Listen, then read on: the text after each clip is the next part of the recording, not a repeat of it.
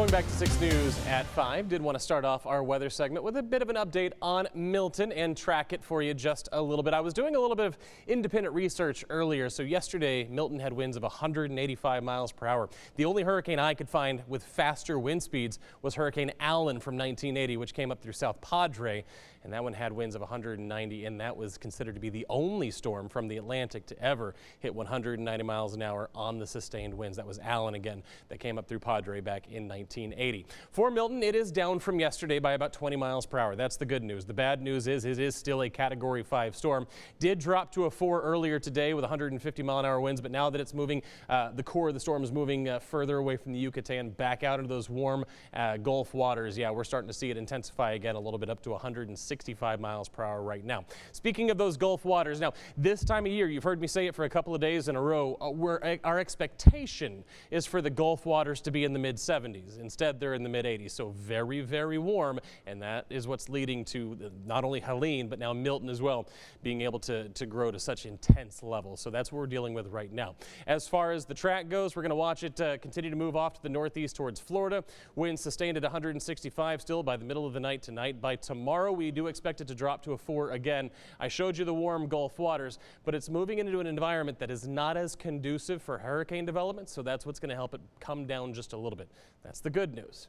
As I said before, there's also bad news. It is going to still be a Category 4 storm as it approaches Florida. Then as it comes up, now our track has moved a little bit south of Tampa Bay. That's the good news. The bad news is still 125 mile an hour winds as it comes on shore. And again, its track now that we're forecasting is going to take it south of that I-4 corridor. But remember, when we track the storm, we're only tracking the eye wall. We're only tracking the strongest part of the storm. Remember, Milton's a couple of 100 miles wide, so you're still going to feel those effects as far south as Miami and the Everglades, all the way up through the northern parts of the peninsula there. So again, it is not just this line. It is going to be a significant portion of the state of Florida that gets impacted by hurricane force winds and that storm surge. Speaking of storm surge, again, we're still looking at that potential for 12 feet from the bay south down through Fort Myers, down towards Naples, and again, the rest of the peninsula from 3 to 9 feet potential. So let's talk about storm surge. I want to do this real quick because we talk about it a lot and we don't really put a visual on it enough as much as we should. So here's normal sea level. Now keep in mind that most of the coastal regions around Tampa are only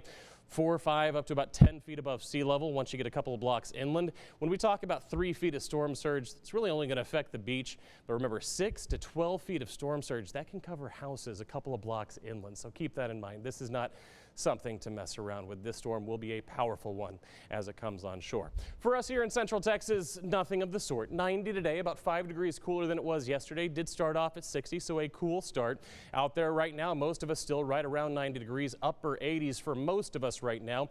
By the time you wake up tomorrow morning, expecting it to be a little bit cooler. We had that cold front come through last night, did bring in that drier air, which is going to help us cool off a little bit. And then for tomorrow, basically right where we were today, 89, 90 degrees across Central Texas. And again, this is how I'm able to give you such detailed updates on Milton, because we just don't have a whole lot going on. We're going to bounce a little bit, upper 80s, lower 90s as we head through the rest of the week. We'll get a little bit warmer for the weekend, but then another potential cold front comes back through, drops us back into the upper 80s for Monday and Tuesday, and looks great. Take a look at the morning lows. Crisp morning lows in the mid and upper 50s expected. Okay, you could have a hot chocolate, a hot coffee out on the porch. Sounds good. All right, Matt, thank you.